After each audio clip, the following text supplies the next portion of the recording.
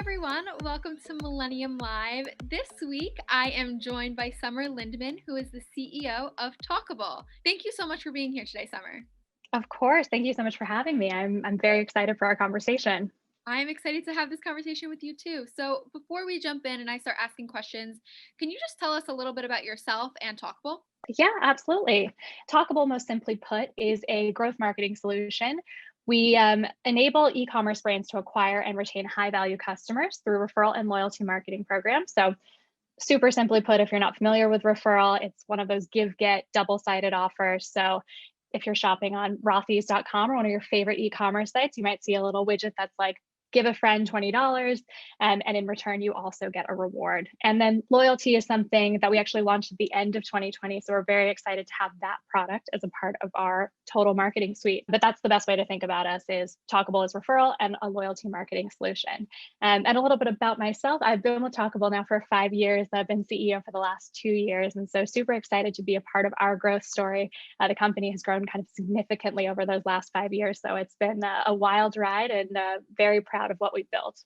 I'm sure. So, thank you for that background. And speaking of wild rides, 2020 was crazy for everyone, and I'm No sure kidding. crazy for you too. So, what are you seeing with the aftermath math after last year? Yeah, absolutely. Yeah, 2020 was definitely unprecedented on several levels. And maybe just to give you a little bit more context about our customer base, we have kind of two large buckets of customers. We have fast growing D2C brands, and we also work with a lot of larger retailers who are really undergoing a digital transformation. And that was super clear as of last year.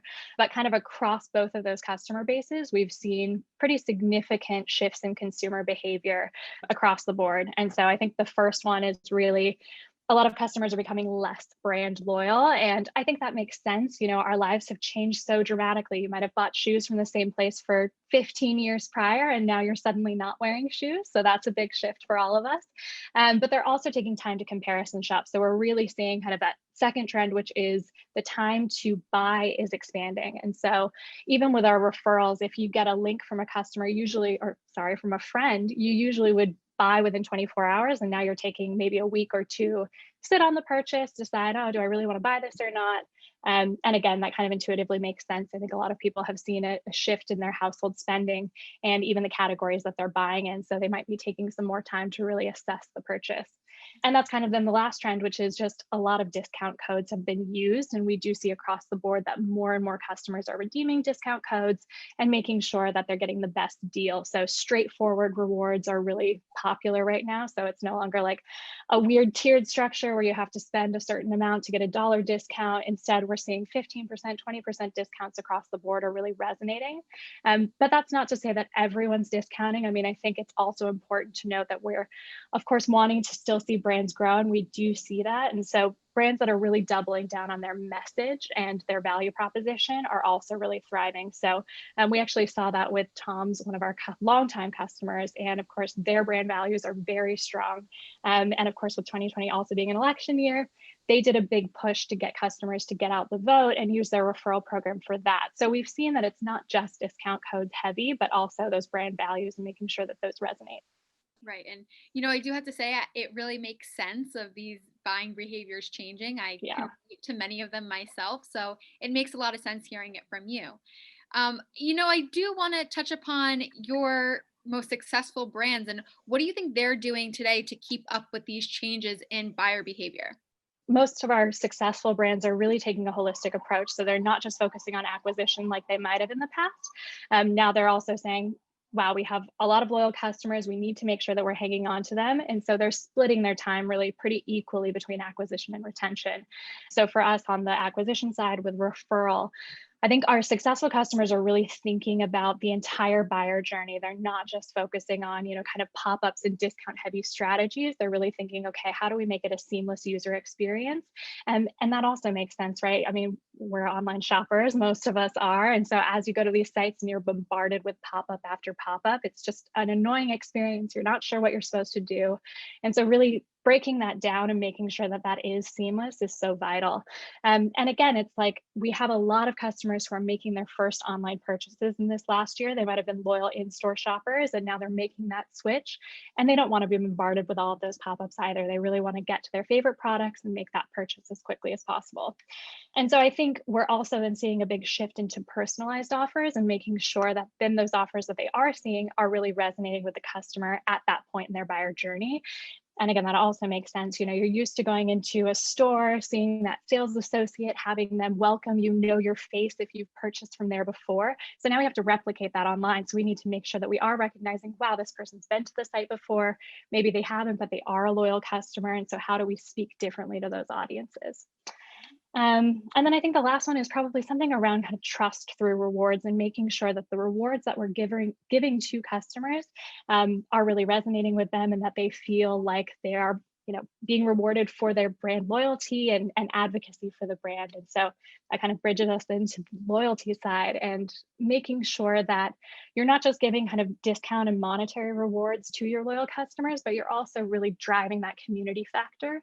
And I think we saw that with 2020 as well, how imperative it is to have that online community. So you're not just feeling kind of left alone and isolated in quarantine, but that you are building that online trust, and brands have a big platform and able to do that. So I think a good example is one of our customers is an engagement ring company, and they're now starting to showcase all of their different engagement stories on their website.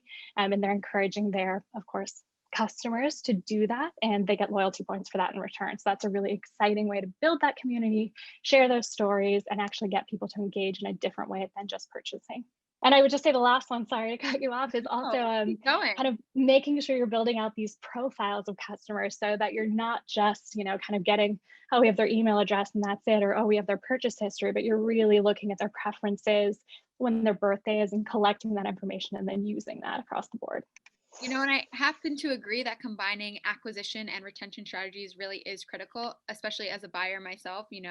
When it's programmed directly towards the buyer, it makes it a lot more enjoyable to shop on the website.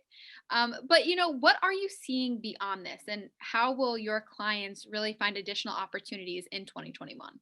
I would say that I think customer sensitivity across the board is heightened. And so recognizing that you have to have a close understanding of those customers, of the heartbeat of your customers and what they value, I think that will remain imperative in 2021 as well. And I think brands that are able to stay agile and open to new opportunities is also critical. There's been so many changing demands and changing trends, and those that have really seized those opportunities, changed their messaging in real time, and making sure that that's why they're tracking their customer buying behavior in real time and are then able to adapt is really crucial. And then I would say, along with that agility, making sure that you're actually tapping into your resources. A lot of companies have had budget constraints and restrictions happen as of the last year. And so, where can you actually find some additional resources that you might already be paying for? And I think that's one thing we do really well at Talkable is with our customer success team. We're really advocates and strategists for our customers. So they don't have to hire a loyalty person to own the program on their side or a referral person to own it on their side, and that's really expensive headcount. Instead, they can just leverage our team. They're already paying for it anyway, and they can be giving that strategy and really doing it all for you. So I think those are probably, to sum all of that up, the 360-degree customer profiling is critical, real-time consumer trend tracking, leveraging your customer success team and resources that you might not be thinking about right now, and then building that trust and emotional connection. Absolutely. And I just have one final question for you, and it's about our Yeah. partnership with you. And, I'm just curious, what has it meant for you to be working with the Millennium Alliance, and how do you see this partnership evolving in the future? When I think of Millennium Alliance, you guys are at the forefront of innovation and conversation, and you just have so much industry expertise. And so I think it's really exciting for us to be partnering with you all. We're certainly excited to continue that in 2021, and looking forward to this event that's upcoming. We're happy to have you with us. So we will see you virtually in a few weeks, but hopefully one day we'll be together in person. Definitely looking forward to that as well. Thank you so much for being here, Summer. Of course. Thank you for having me.